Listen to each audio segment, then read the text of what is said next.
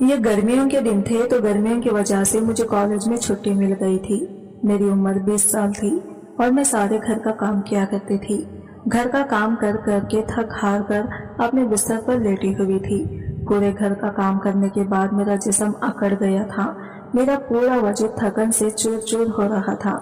ऐसा लग रहा था कि मेरी पूरी कमर सीधी हो गई है और वो अकड़ने का नाम ही नहीं ले रही थी। मैं जल्दी ही अपने बेड पर लेटकर सुकून पाना चाहती थी और खुद ही अपने हाथों से अपने जिस्म और सर को हाथ से दबा रही थी और मेरे मुंह से ओ आह की आवाज निकल रही थी। मेरी ओ आह की आवाज सुनकर मेरा भाई कमरे में आ गया था। मेरा भाई का नाम अरसलान था। अरसलान मुझसे कहने लगा, क्या हुआ अस्मा, तुम इतना ओ आ की आवाज क्यों निकाल रही हो? तबीयत तो ठीक है ना तुम्हारी? मुझे तो तुम्हें देखकर नहीं लगता कि तुम ठीक हो। तो मैं कहने लगी, क्या बोलूं भाई आपको कि मुझे कॉलेज की छुट्टियां क्या मिली हैं। फुप्पू ने तो सारे घर की जिम्मेदारी मुझ पर डाल दी है। मुझे कॉलेज की छुट्टी क्या मिली, तो फुप्पू ने घर की मुलाजिमा को भी छुट्टी दे दी और ये घर का सारा काम मुझ पर डाल जाती है। तो मैं पूरे घर का काम करते करते थक जाती हूँ। मुझसे नहीं होता ये घर का काम। मेरा इतना कहना था कि अरसलान जोर जोर से हंसने लगा और मेरे बेहद करीब होकर बेड पर बैठ गया और मुझसे कहने लगा, फिक्र मत करो, मैं अभी किचन में जाता हूँ और तुम्हारी दूध लेकर आता हूँ। तुम दूध पियोगी तो तुम्हारी सारी थकन उतर जाएगी और तुम्हें बेहद सुकून की नींद आएगी।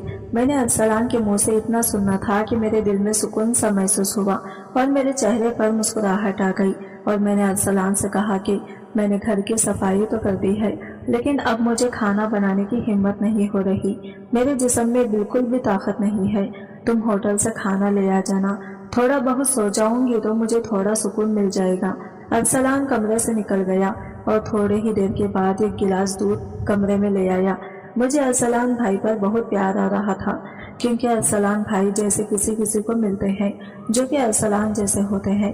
अरसलान भाई मेरी कितनी फिक्र कर रहे थे, वो मेरा कितना ख्याल कर रहे थे। कुछ ही देर के बाद मैं अपने भाई को दिल से दुआ देने लगी कि मेरे भाई को अल्लाह अच्छा रखे। वो मेरे लिए कितना फिक्रमंद हो रहा था और मैंने ये गिलास पूरा दूध पी लिया जो कि अरसलान भाई ने मुझे ला कर दिया था और दूध पीकर गिलास टेबल पर रखकर मैं लेट गई। अरसलान भाई कहने लगे कि चलो मैं तुम्हारा सर दबा देता हूँ, तुम बेड पर लेटे रहो और मैं तुम्हारा सर दबाता रहूंगा तो तुम्हें सुकून की नींद आएगी। वो मेरे सरहाने बैठ गया और मेरा सर दबाता और मेरे भाई के हाथ से सर दबाने से मुझे सुकून मिल रहा था। मेरे जिस्म का दर्द भी अब थोड़ा बहुत कम हो रहा था। मैं कब नींद की वादियों में गई मुझे पता ही नहीं चला। मैं पूरा दिन सोती रही थी। मेरी नींद फुप्पू की आवाज पर खुली थी। फुप्पू की आवाज सुनते ही मैं हड़बड़ा गई। जैसे ही मैं बेड से उठी तो मेरा सर चकराने लगा और मेरी नजर घड़ी पर पड़ी तो रात के 10 बज रहे थे। मैं तो ये देखकर हैरान रह गई कि मैं 10 बजे तक कैसे सोई हुई थी। बड़ी अजीब बात थी, मैं कैसे इतने घंटे तक सो सकती थी। फुप्पू और फुप्पा ऑफिस से आ चुके थे। शायद सर दर्द की वजह से मुझे वक्त का एहसास ही ना हुआ, क्योंकि मैं घर का काम कर करके थक चुकी थी। मेरा पूरा अंग अंग दर्द हो रहा था, इसलिए मुझे वक्त का पता नहीं चला। इसलिए आज ज्यादा सो गई होगी। और फुप्पू और फुप्पा की आवाज सुनकर मैं जल्दी से उठ बैठी। बेड से उठते ही तो मेरा सर चकराने लगा। मैं धड़ से बेड पर गिर गई। मेरी आंखों के आगे अंधेरा छाया हुआ था। अगर दीवार का सहारा न मिलता तो मैं जमीन पर गिर पड़ती। मैं हिम्मत करके फ्रेश होने के लिए चली गई। फ्रेश होकर बाहर आई तो खाने की टेबल पर सभी लोग बैठे हुए थे। मैं अरसलान के बगल के चेयर पर जाकर बैठ गई। वो मुझे मुस्कुराते हुए देखा और मेरे प्लेट में खाना डालकर देने लगा और फिर फुप्पू को कहने लगा कि फुप्पू आप अस्मा पर काम का बोझ थोड़ा कम डाला करें। अरे अगर मुलाजिमा नहीं आ रही तो इसकी जगह कोई और रख ले। ये बेचारी सारा दिन काम कर कर के थक जाती है। देखे तो इसकी रंगत पीली पड़ चुकी है। मेरी हालत वाकई खराब हो चुकी थी। मैं काफी बोझल महसूस कर रही थी। मेरे फुप्पू और फुप्पा दोनों ही जॉब करते थे, क्योंकि सिर्फ फुप्पा की जॉब से घर चलना मुश्किल था। ऊपर से हमारी पढ़ाइयों के खर्चे भी कुछ कम ना थे। इसलिए मेरी फुप्पू भी इसी कंपनी में जॉब करती थी जहाँ फुप्पा करते थे। मैं और अरसलान कॉलेज जाते थे, मगर अभी इम्तिहान की वजह से छुट्टियां थी, इसलिए हमें घर ही रहना पड़ रहा था। मैंने ये बात नोट की थी कि पिछले कुछ दिनों से अरसलान मेरे साथ कुछ ज्यादा ही अटैच हो चुका है। जब से मुझे छुट्टियां हो रही थी वो मेरा बहुत ख्याल रखने लगा था। अगर मैं घर का कोई काम कर रही होती तो आकर मेरी मदद करने लगता। अगर मैं थक जाती तो मेरा सर दबा देता। मैं इसे मना करती मगर कहता कि नहीं, तुम थक चुकी हो, इतना काम करती हो, मेरा हक है कि मैं तुम्हें सुकून पहुंचाऊं। मैं भी खामोशी से लेटी रहती। मगर एक रात जो कुछ हुआ, मेरे होश उड़ गए थे कि अरसलान कभी ऐसा भी कर सकता है। मैं अपने कमरे में सो रही थी। आधी रात के वक्त मुझे महसूस हुआ जैसे कोई मेरे कमरे में दाखिल हुआ है। आहिस्ता से चलता मेरे बिस्तर के करीब आया हो। भले ही मैं सो रही थी मगर मेरा ज़हन बेदार था। मैंने हड़बड़ाकर आंखें खोल दी। कमरा अंधेरा में डूबा हुआ था।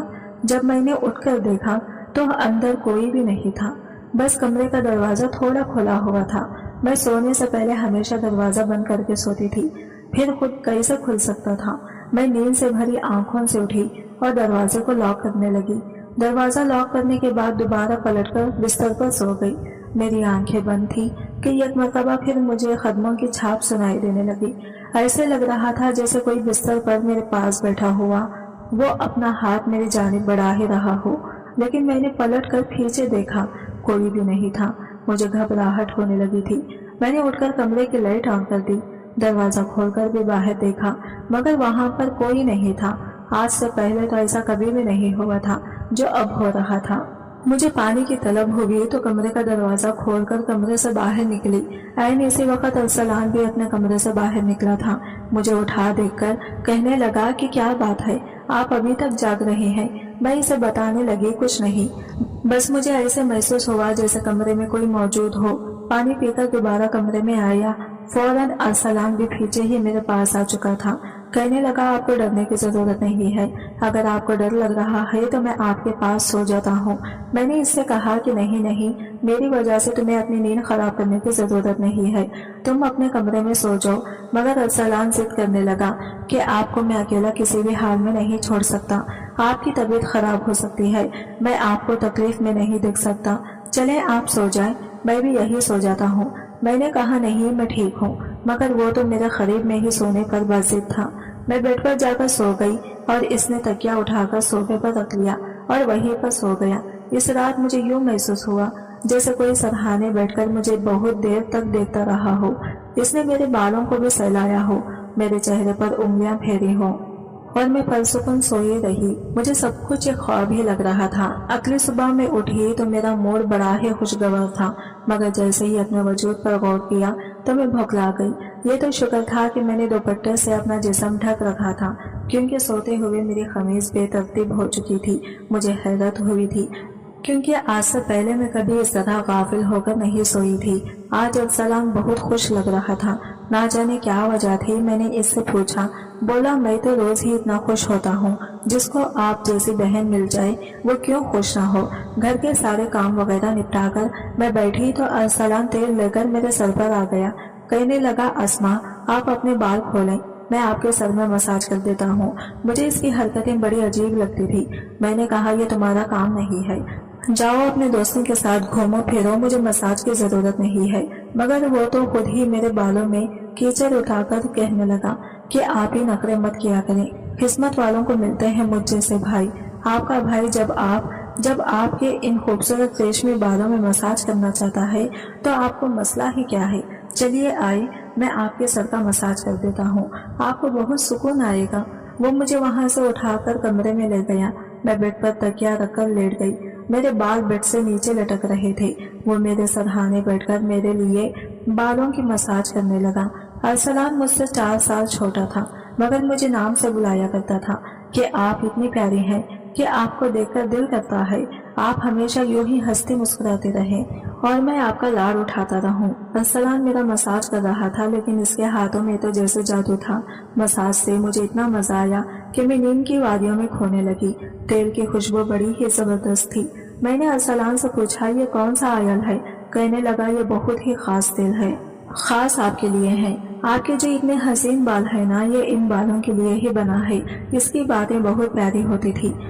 मैं समझ नहीं पाती थी कि यह बात कर किस तरीके से रहा है। बहरहाल मसाज के दौरान ही मैं नींद की वादियों में खोती जा रही थी। एक मरतबा फिर मैं सो चुकी थी, मगर जब कुछ देर बाद मेरी आंख खुली तो मेरा पूरा वजूद दर्द से टूट रहा था। ऐसा लग रहा था जैसे बहुत ज्यादा वजन मेरी टांगों पर रख दिया गया हो। पूरे बदन में दर्द सरायत करता जा रहा था। मैं धीरे से उठकर बैठी। اور آس پاس دیکھنے لگی۔ جب اپنے وجود پر غور کیا تو میں مکمل بھیگی ہوئی تھی۔ ایسے لگ رہا تھا کہ جیسے مجھے کسی نے نہلا دیا ہو۔ میرے کپڑے گیلے تھے، پنکھا بند تھا اور گرمی تھی۔ آخر یہ سب کچھ ہو کیا گیا تھا؟ میں بڑی مشکل سے بیڈ سے اٹھی۔ مجھے چکر آ رہے تھے، مجھ سے چلنا مشکل ہو رہا تھا۔ میں اپنی حالت سمجھ نہیں پا رہی تھی کہ میرے ساتھ یہ سب کچھ ہو کیا رہا ہے۔ بڑی مشکل سے چل کر واش روم گئی اور فریش ہوئی تھی۔ اپنی حالت پر غور کیا تو ایسے لگا جیسے میں سوئی نہیں بلکہ کوئی مشقت والا کام کر رہی تھی۔ میں جب کمرے سے باہر نکلی تو مجھے کھسل پھسل کی آواز آئی۔ ایسے لگ رہا تھا جیسے ارسلان کسی سے بات کرتا رہا ہو۔ گھر میں تو میرے اور اس کے علاوہ اور کوئی بھی موجود نہیں تھا، پھر وہ کس کے ساتھ بات کر رہا تھا؟ میں پہلے تو کچن میں پانی پینے گئی مگر تب تک آواز آنا بند ہو گئی تھی۔ میں کچن کے دروازے کے پاس کھڑی تھی۔ جب ارسلان بیٹھک سے نکلا تو اس کے ہاتھ میں کافی پیسے تھے جن کو دیکھ کر وہ مسکرا رہا تھا۔ میرے ماتھے پر بل پڑے تھے۔ اگلے ہی پل ارسلان کی بھی نظر مجھ پر پڑی تھی۔ مجھے دیکھ کر کہنے لگا، اسما آپ اٹھ گئی؟ میں چلتے ہوئے اس کے قریب آئی۔ وہ ہڑبڑا کر پیسے اپنی پینٹ کے جیب میں ڈال رہا تھا مگر میں اس کا ہاتھ پکڑ کر ان پیسوں کو سامنے لا کر بولی، ارسلان اتنے پیسے تمہارے پاس کہاں سے آئے؟ وہ نظریں جھکا چکا تھا۔ کہنے لگا، آپ پلیز پھپھا کو مت بتانا۔ میں تو تجسس میں مبتلا ہوئی تھی کہ اس نے یہ پیسے پھپھا کے تو نہیں نکالے۔ میں سختی سے بولی تو وہ سہم گیا۔ کہنے لگا کہ یہ پیسے پھپھا کی ایک دوست کئی سال پرانا قرض اتارنے آئے تھے۔ میں نے تو سوچا تھا کہ ان سے موبائل لوں گا لیکن اس نے پیسے مجھے تھما دیے۔ میں نے کہا، ہاں تم نے اچھا کیا۔ گھر کے حالات دیکھو کس قدر خراب ہیں۔ ہمارے پھپھو اور پھپھا دونوں نوکری کر رہے ہیں اور تم بجائے یہ پیسے ان کو دینے کے موبائل لینے کی بات کر رہے ہو۔ ارسلان شرمندہ تھا مگر میں نے وہ پیسے رات کو ابو کو دے دیے تھے۔ ارسلان نے میرے ساتھ کوئی بات نہیں کی تھی۔ آج تو وہ سونے بھی جلدی چلا گیا تھا۔ اگلے روز میں کچن میں کام کر رہی تھی جب ارسلان اپنے دوستوں کے ساتھ گھر میں داخل ہوا۔ میں جتنی حیران ہوتی اتنا کم تھا کیونکہ وہ اپنے دوستوں کو سیدھا لانچ میں ہی لے آیا تھا۔ میں اس وقت دوپٹہ اتار کر برتن دھو رہی تھی جب وہ سب ہنستے ہوئے اندر داخل ہوئے۔ میں نے فوراً دوپٹہ کیا تھا اور پھر ارسلان کو بلانے لگی کہ یہ کیا طریقہ ہے؟ تم جانتے بھی ہو اس وقت امی ابو گھر نہیں ہے، پھر بھی ان لوگوں کو گھر لے آئے ہو۔ ارسلان کہنے لگا کہ یہ میرا گھر ہے، جب آپ کو میرا خیال نہیں تو میں آپ کا خیال کیوں کروں؟ اچھا سا کھانا تیار کریں، میرے بہت خاص دوست ہیں۔ وہ مجھ سے کافی ناراض ہو چکا تھا مگر اب میں کیا کرتی، یہ کرنا تو ضروری تھا۔ میں اس کے دوستوں کے لیے کھانا بنانے لگی تو وہ بولا، کھانا پڑوسنے بھی تم خود ہی آؤ گی۔ مجھے ارسلان کا رویہ حیران کر رہا تھا۔ چھوٹی سی بات پر آخر وہ ایسے کیسے بدل سکتا تھا؟ میں نے کھانا میز پر لگا دیا۔ میں نے غور کیا تھا کہ اس کے دوست بار بار مجھے گھور کر دیکھ رہے تھے۔ وہ سبھی مرد تھے، ارسلان کی عمر سے بڑے تھے۔ عجیب طریقے سے گھورتے رہے جیسے کچا ہی کھا جائیں گے۔ میں اپنے کمرے میں بند ہو کر رہ چکی تھی۔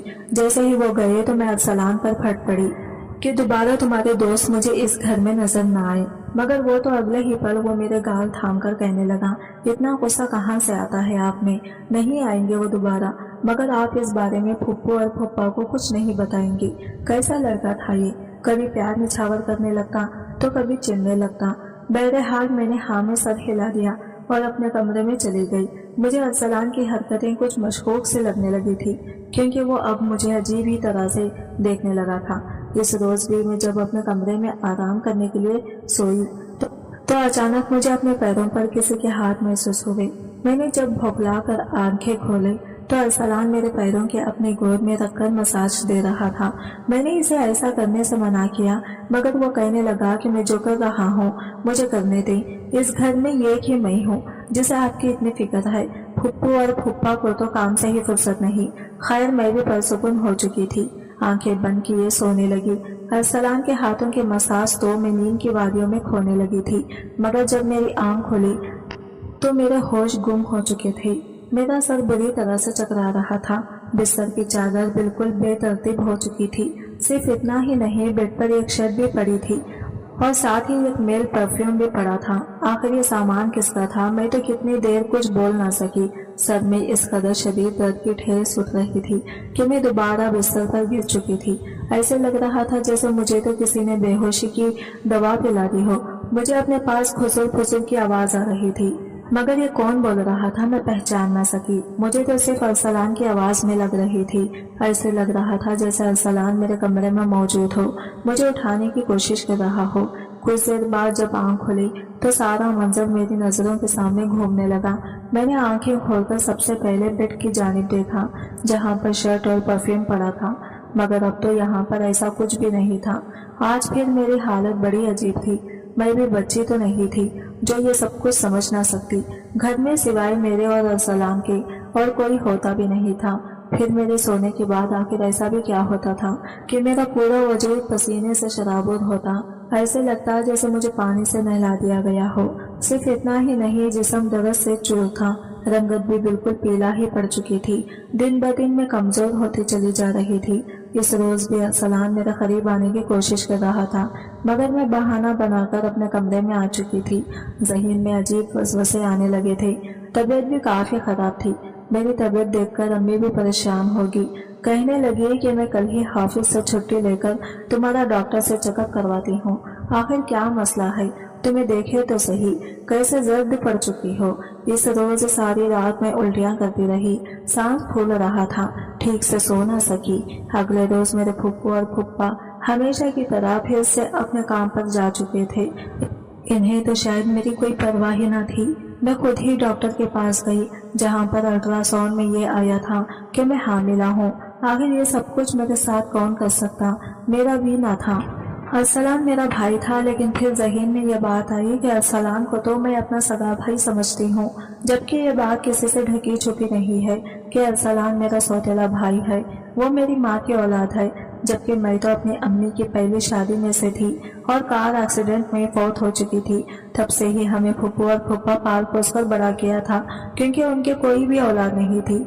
इसलिए इस तरह की बातें मुझे कुछ गलत सोचने पर मजबूर कर रही थी।